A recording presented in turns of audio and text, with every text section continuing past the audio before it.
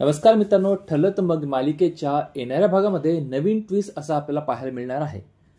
आजच्या भागात आपण बघितलं होतं की भाऊबीजेच्या निमित्ताने सुभेदारांच्या घरी तयारी चालू असते आणि त्यावेळेस मालिकेच्या शेवटी 3 मुली त्यांच्या घरी येऊन धडकतात आणि मग उद्या येणाऱ्या भागामध्ये अर्जुन विचारतो ह्या तिघी कोण। मग त्यावेळेस मैनावती सांगते की ह्या तिन्ही माझ्या मुली आहेत, टीना, मीना आणि रीना अशी काहीतरी नावं ती सांगते।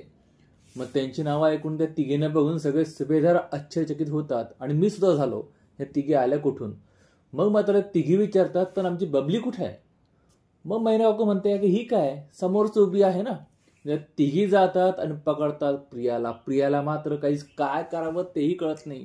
ती एकदम प्रचंड घाबरली असते। तिला वाटत असतं की आपलं खरं रूप सुभेदारांच्या समोर येतं की काय। दुसरीकडे मात्र अर्जुनला आता दोन्हीकडे सॅम्पल मिळालेत, म्हणजे सायलीचा केस आणि मैनावतीचा केस, आणि तो ते दोन्ही सॅम्पल देतो चैतन्याला आणि चैतन्याला सांगतो की हे दोन्ही सॅम्पल घेऊन लॅबमध्ये जा, टेस्ट कर आणि DNA रिपोर्ट घेऊन ये। मला पक्की खात्री आहे की मैना काकू सायलीची आई नाहीच आहे मुळी।